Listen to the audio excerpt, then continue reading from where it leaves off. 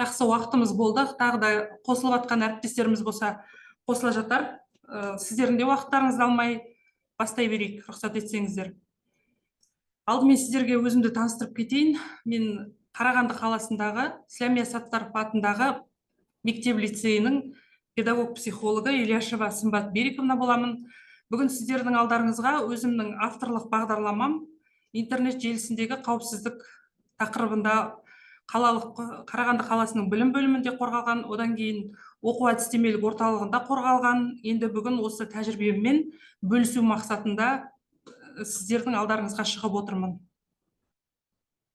Енді алдымен осы бағдарламаға толық тоқталмас бұрын, осы бағдарламаны құруға маған не түрткі болды, яғни не себеп болды осыны құруға деген сияқты сіздерге бір қысқаша ақпарат беріп кетейін. Енді құрметті әріптестер, сіздер білесіздер, бұл қазіргі кезде осы интернет желісіндегі қауіпсіздік, яғни балалардың интернетке тәуелділігі, интернеттегі ойындарға тәуелділігі, осының барлығы өте үлкен өзекті мәселе болып отыр. Енді қазір қоғамды алаңдатып отырған ең ірі мәселелердің бірі деп айтсақ та болады. Енді бұл жайлы еліміздің басшысы, президентіміз Қасым-Жомарт Тоқаевтың өзі де тоқталып кеткен болатын. Ол кісі өзінің әрбір сөзінде әрдайым ұрпақ тәрбиесіне жауапты болуды жүйелі түрде ескертіп отырады. Ол кісі өзінің бір сөзінде айтқан болатын: өскелең ұрпақтың тәрбиесі өте маңызды мәселе. Ашығын айтсақ, қазір жас ұрпақ әлеуметтік желі арқылы тәрбие алып жатыр деп ол кісі бір сөзінде айтып кеткен болатын. Баланы дұрыс бағытқа бұрып жол көрсетіп отырмасақ, бұл өте қауіпті үрдіс деген де сол кісінің сөзі. Сондықтан да осы мәселе қоғамда белең алып отырғандықтан осы бағдарламаны мен жазуды қолға алдым, жөн деп санадым. Енді өздеріңіз де білесіздер, сіздер де отбасыларыңыз бар, бала өсіріп отырсыздар, және де осы ұрпақ тәрбиесінің бір шетінде жүрген педагогтар болғаннан кейін, оның ішінде психолог мамандар болғаннан кейін, әрбір баланың тағдыры сіздерге де бейжай қарай алмайтындарыңыз анық.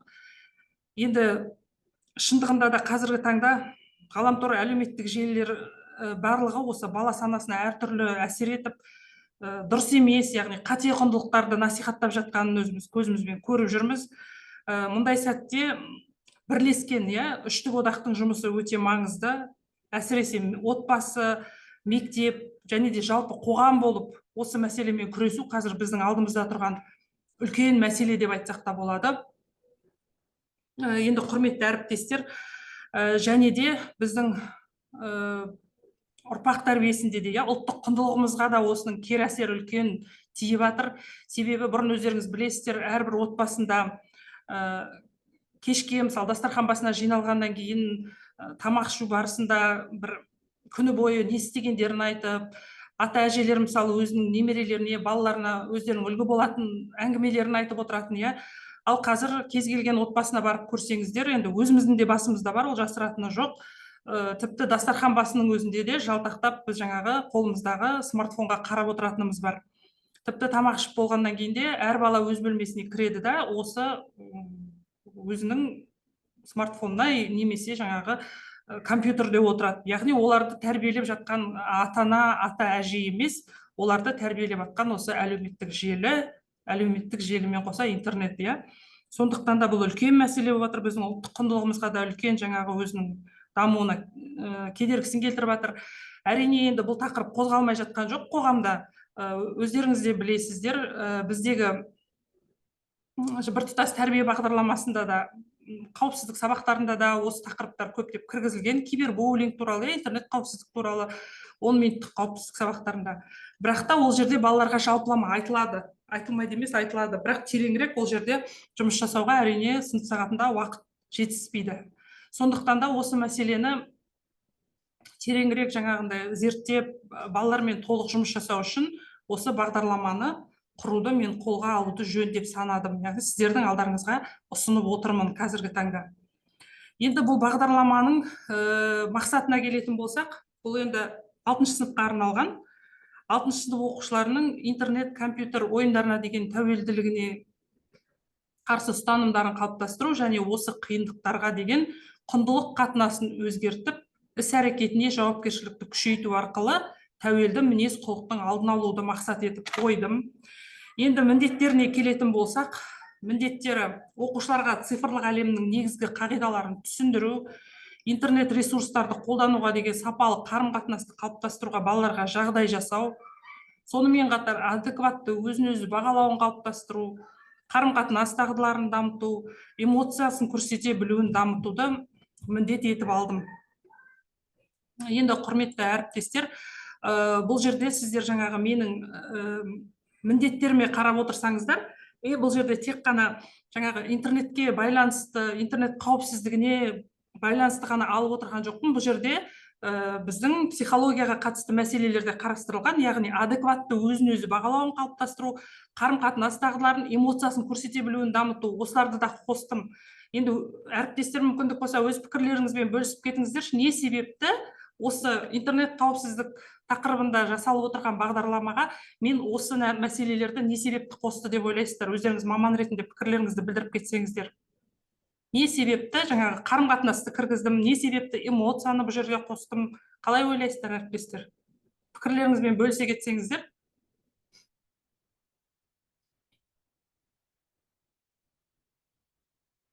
Әріптестер, не себепті осыны қостым мен? Қалай ойлайсыздар? Сіздер бұны жақсы білесіздер, иә? Жақсы, егер айтатын пікірлеріңіз болмаса, өзім жалғастырайын, иә? Мысалы, біздің қоғамда қандай бала интернетке тәуелділікке көбірек ұшырайды? Қандай бала кибербуллингке көбірек ұшырайды? Өздеріңіз мектепте жұмыс істеп жүргеннен кейін психолог болып, осы мәселемен жиі ұшырасасыздар, иә? Енді оның түпкі жаңағы себебін іздеген кезде, осындай тәуелділікке ұшырайтын, интернет желісінде кибербуллингке ұшырайтын балалардың көбісі қарым-қатынаста дұрыс әлеуметтен алмаған, яғни өзінің мектепте ортасында достары жоқ мүлдем, немесе өте достары аз, немесе өзін жаңағындай дұрыс ортада өзін көрсете алмайтын тұйықтау балалар, иә? Сонымен қатар эмоциясын көрсете алмайтын өзінің ішкі дүниесін. Осындай балалар көбінесе әлеуметтік желіде кибербуллингке ұшырап жатады, немесе жаңағы тәуелділік, интернетке, цифрлық әлемге деген тәуелділікке ұшырап жататын, яғни қауіп-қатерге бірінші ілігіп жататын бізде осындай балалар. Сондықтан да балалардың бойындағы қарым-қатынас дағдыларын дамыта отырып, сонымен қатар өзін-өзі бағалауын, адекватты түрде бағалауын қалыптастыра отырып, және ішкі эмоциясын шығара білу, көрсете білу, адамбыз ғой, тірі адам ретінде, біз робот емеспіз ғой, соны көрсете білу дағдыларын да қалыптастыра отырып, баланың жаңағы өзінің мықты менін қалыптастыру. Сол арқылы баланың бойындағы интернетке тәуелділікке деген өзінің мықты бір несін қалыптастыру, қалай айтсақ болады, иммунитетін қалыптастыру деген сияқты, соны мақсат еттім. Сондықтан да осылай жан-жақты қамтып отырмын деп айтсам болады. Яғни бұл бағдарламаның тиімділігі тек қана интернетке тәуелділік қана емес, сонымен қатар тұлға ретінде қалыптасу, ашылу, ортаға үйрену, эмоциясын көрсете білу, яғни жан-жақты психикалық процестерінің толық қалыптасуына үлкен әсерін тигізеді деп мен оны сеніммен айта аламын. Енді күтілетін нәтижелерге келетін болсақ, міне сіздердің алдарыңызда кедергі келтіріп тұр. Оқушылардың интернет және компьютерлік ойындарды қауіпсіз және жауапкершілікпен пайдалану туралы хабардарлығы артады, біріншіден. Екіншіден, оқушылар арасында интернетте және компьютерлік ойында отыратын уақыт азаяды. Қарым-қатынас барысында тыңдай білу және өзгенің пікірін құрметтеу дағдылары қалыптасады.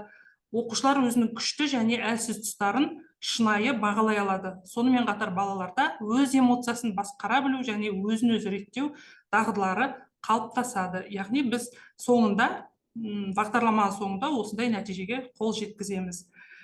Енді бұл бағдарлама, жаңа айттым, 6-шы сынып оқушыларына арналған.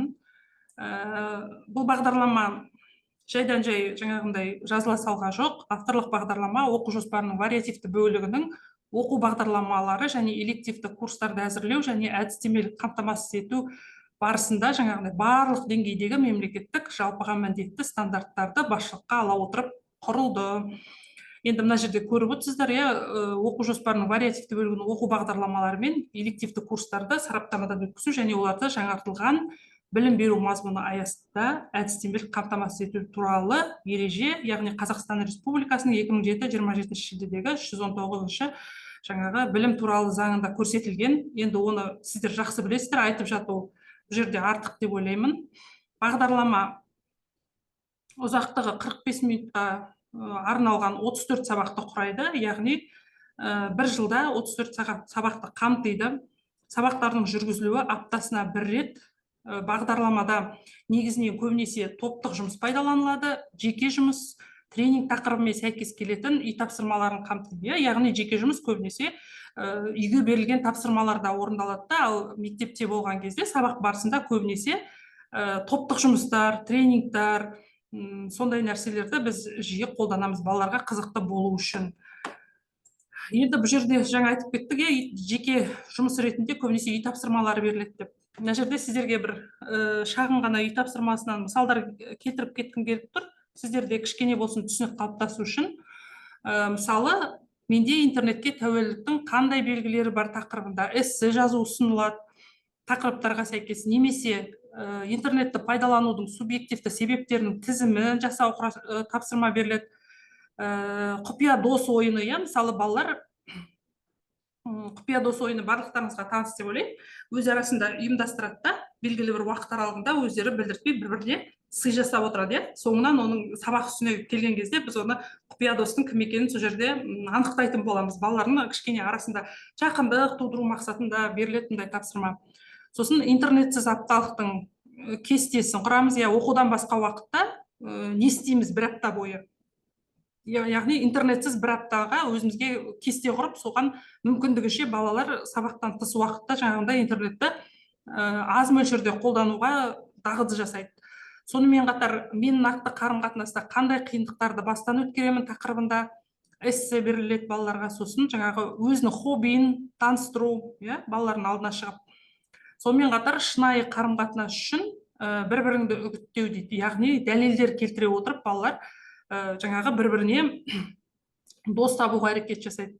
Онымен қатар жаңағы басқа да үй тапсырмаларының түрлерін пайдалануға болады. Мынау сіздерге бір үлгі ретінде ұсынылып отырған, өзімнің пайдаланған үй тапсырмаларымнан мысалдар келтіріп отырмын. Енді нәтижені бағалаудың өлшеу құралдары әрине кез келген жұмысты жүргізгеннен кейін, оның бір өлшеу құралы болу керек. Әрбір бағдарламаның өлшеу құралы болу керек. Мен өлшеу құралы ретінде мынандай жаңағы сауалнамалар, тест сауалнамаларды алдым. Оның біріншісі компьютерлік ойындарға әуестену дәрежесінің тест сауалнамасы және компьютерлік ойын тәуелділігінің деңгейі сауалнамасы, Гришина мен Невидованың. Енді бұл сауалнамаларды мен оқу жылының басында бағдарламаны бастап атқан кезде балалардан бір рет алам. Одан кейін оқу жылының соңына қарай аяқталар кезде, соңғы сабақта мен тағы да осы сауалнаманы балалардан алам. Сосын оның нәтижесін салыстырмалы түрде талдайтын болам. Қазір енді осы сіздердің алдарыңызда оның соның нәтижесін көретін боламыз. Бір жылдық қандай мысалы деңгей көрсетті балалар, нәтиже болды ма, болмады ма деген сияқты. Енді сіздермен бағдарламаның құрылымына келетін болсақ, бағдарлама кіріспеден, күнтізбелік тақырыптық жоспардан, қысқа мерзімді сабақ жоспарынан және әдістемелік негіздемемен қосымшалардан тұрады. Енді құрметті әріптестер, кіріспені жаңа қысқаша бір жарты бөлігін алдарыңызда көрсеттім. Кіріспенің, ол жерде кіріспеде мақсат міндет, өзектілігі, ол жағын өздеріңіз жақсы білесіздер. Одан кейін күнтізбелік тақырыптық жоспар кетеді. Күнтізбелік тақырыптық жоспардан кейін қысқа мерзімді сабақ жоспары кетеді. Одан кейін әдістемелік негіздеме. Әдістемелік негіз, енді күнтізбелік тақырыптық жоспар мен қысқа мерзімді сабақ жоспары сіздерге енді таныс, күнделікті жұмыста пайдаланып жүрсіздер.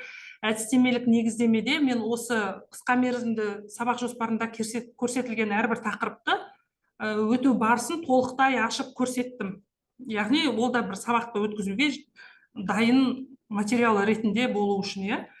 Оны қазір сіздердің алдарыңызда экраннан сіздерге көрініп тұр ма сабақ? Көрініп тұр ғой деймін сіздерге? Көрініп тұр. 7-ші сабақ деп көрініп тұр ма? әлде жаңағы слайд қана уже өшіп қалды. Өшіп қалды ма? Жарайды. Көрініп тұрған жоқ. Жақсы, рахмет. Қазір онда мына өшірейін да басқа демонстрацияны қосайын.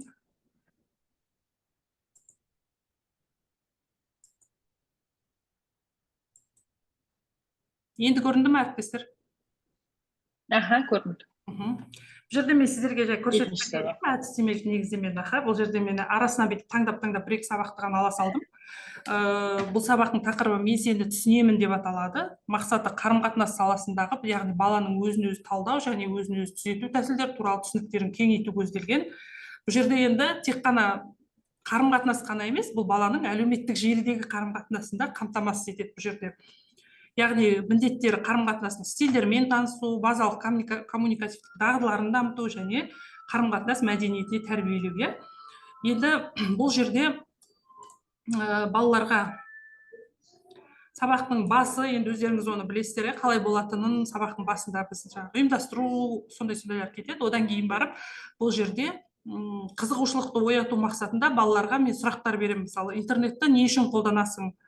Онлайнда өзіңді қалай ұстайсың? Біреу интернетте жаман сөздер жазса не істер едің деген сияқты балаларға қызығушылығын оятушылыққа арналған сұрақтар беремін. Содан кейін балалардың жауабын алып, кері байланыс жасағаннан кейін қызықты деректермен мына жерде таныстырып өтемін. Мысалы, кибербуллинг құрбандарының 60%-дан астамы бұл туралы ересектерге айтпайды деген сияқты балаларға. Мысалы, шындығында да өздеріңіз өмірде де куә болып отырсыздар.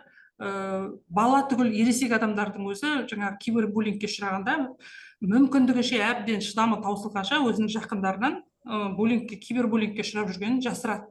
Сол туралы балаларға қызықты ақпараттар беріледі. Одан кейін интернеттің этикасы, яғни интернетте өзін қалай ұстау ережелері, мысалы құрметпен сөйлеу, интернетте де көбінесе біздің балалардың өздерінің жеке чаттарына случайно кенеттен қосылсаңыздар, ол жерде көбінесе бізде сөйлеу мәдениетін балалар дұрыс жолға қоймаған. Яғни бір-бірімен артық сөздермен, кейде арасында дұрыс емес сөздерде кетіп қалып жатады.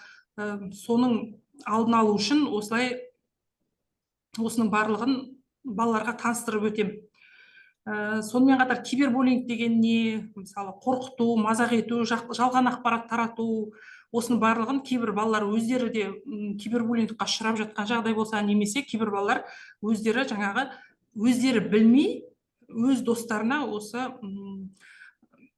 әлеуметтік желі арқылы мазақ етіп жүргенін, мысалы, жеке суреттерін жариялап жатқанын, оның дұрыс емес екенін білмей істеп жүретін де балалар болады. Сол мақсатта да, осының алдын алу мақсатында осылай сабақта түсіндіріледі. Жалпы сабақтың барысы әрі қарай толық талдамай-ақ қояйын. Әлеуметтік желі және мен деген, бұл жерде де мысалы интернетке тәуелділік тақырыбында сөз қозғалады, желінің адамға әсері туралы талданады. Интернетті немен алмастыруға болатын туралы балаларға кеңестер беріледі. Одан кейінгі жаңағы тікелей интернетке қатысты болса, енді мына жердегі сабағымыз жаңағы мен айтып өткендей эмоцияларға байланысты. Яғни эмоциясын таныта білу, баланың ішкі дүниесін жаңағы жарыққа шығара алу дейміз ғой баланың. Соған бағытталған, өзінің жаңағы әлемі мен эмоцияларын, сезімдерін балаға түсінуге, ұғынуға, жәрдемдесуге бағытталған. Мысалы, бұл сабағымыз 24-ші сабағымыз.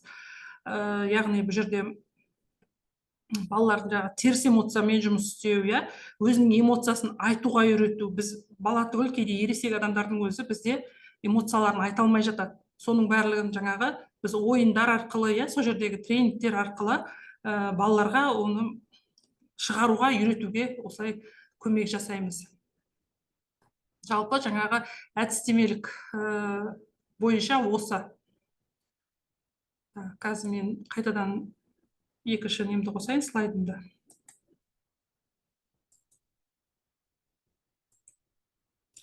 Осы әдістемелік негіздеме туралы айтатыным осы. Енді одан кейін қосымшалар бізге келетін болсақ, қосымшаларда менде алынғаны глоссарий бар, сосын балалармен жұмыс пиктограммасы, және тағы да бір қосымша менде жаңағы өздеріңізге алдарыңызға ұсынған нәтижені бағалау өлшеу құралы ретіндегі екі диагностикалық жұмысым бар қосымшада. Оны енді мына жерге көрсеткен жоқпын. Төртінші қосымшада медиаглоссарий, яғни балалардың күнделікті осы интернетте, әлеуметтік желіде кездесіп жататын сөздер, термин сөздер, оны біз естиміз, бірақ оның мағынасын көп жағдайда түсіне бермейміз. Соны балаларға таныстыру мақсатында осындай глоссарий бар, және де балалармен жұмыс пиктограммасы үшінші қосымшада, яғни бұл жерде ережелер көрсетілген.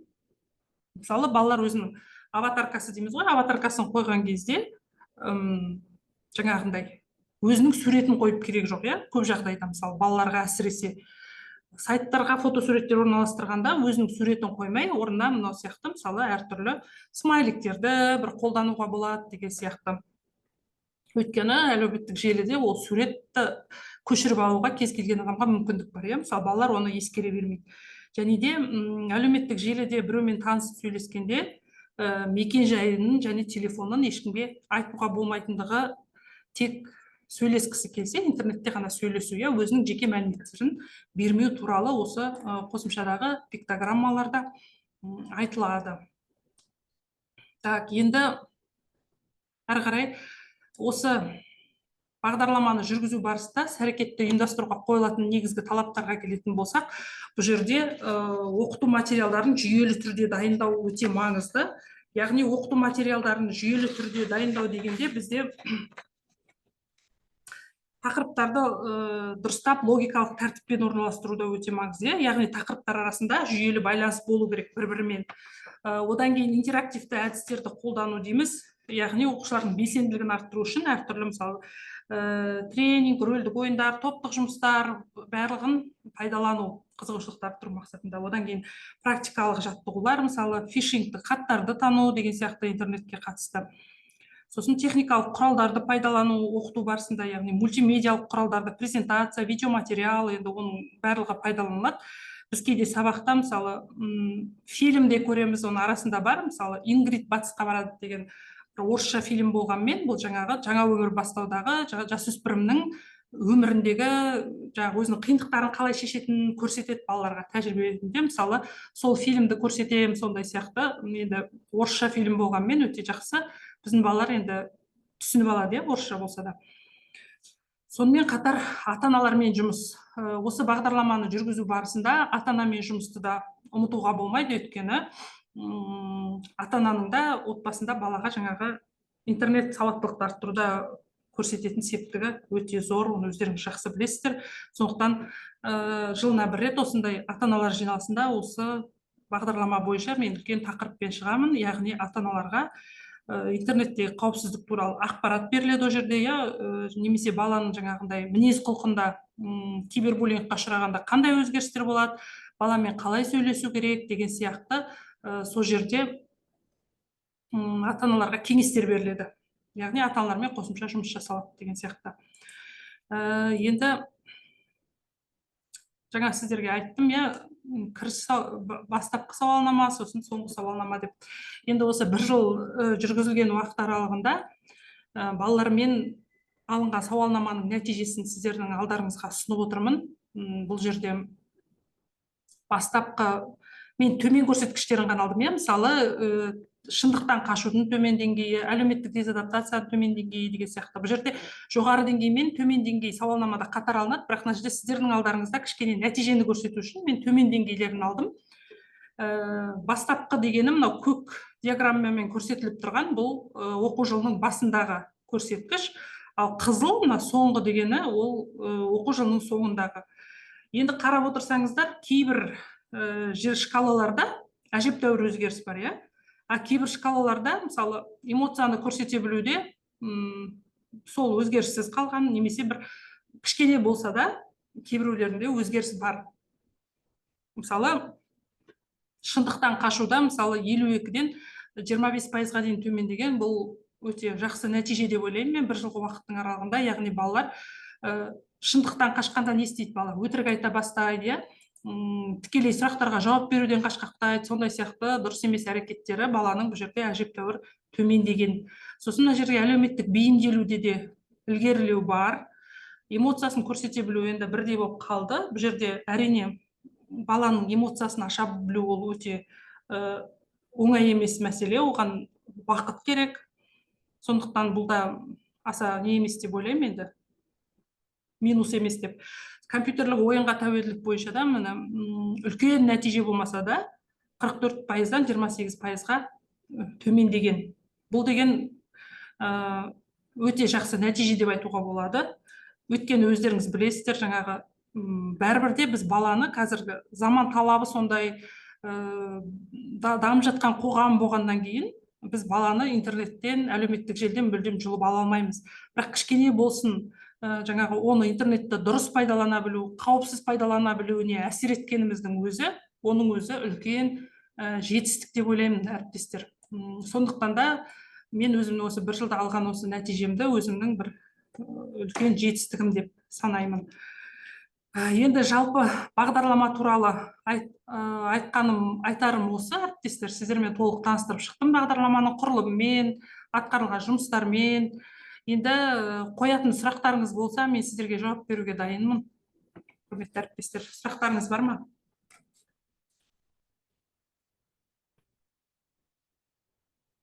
Сұрақтарыңыз болса, мен жауап берейін сіздерге. Жалпы балалардың қызығушылығы қалай осы? Сіздің жаңағы осы бағдарламаға келулері, сабаққа қатысуы, қызығушылықтары қандай? Рахмет сұрағыңызға. Қанша сапа, енді қанша оқушы келеді деген сияқты, қанша сапалық жағынан? Жақсы, рахмет. Енді сұрағыңыз орынды, өйткені бұл қосымша ретінде бізде жүргізіледі ғой, үйірме жұмысы болғанда балалардың көбісі келгісі келмейді. Енді ол сіз сұрағыңызды орынды қойып отырған. Бастапқы кезде бұл қиындық әрине менде де болды. Балалар келгісі келмей, қосымшаға уақыттарын бөлгісі келмейді. Әлеуметтік желіде отырған тиімді ғой оларға, қосымшаға келгенше, бұл үйірмеге келгенше. Сосын бастапқы кезде балалар әрине келуі кішкене төмендеу болды. Бірақ та біз жаңағы сабақ барысында әртүрлі балалармен тренингтік ойындар ұйымдастырып, қосымша қызықты тапсырмалар, жаңағы өздеріне тапсырма, үй тапсырмаларын беріп, жаңағы құпия дос ойыны деген сияқты. Балалар бірте-бірте қызыға бастады да, бір-біріне айтып, балалардың жаңағы келу саны бірте-бірте бірін-бірі тартып, балалар көбейе бастады. Сондықтан жаңағындай, мен ойлаймын, бұл жерде жаңағы мұғалімнің шеберлігіне де байланысты. Жақсы, сізді жауап бере алдым деп ойлаймын сұрағыңызға, толық қанағаттандыңыз ба?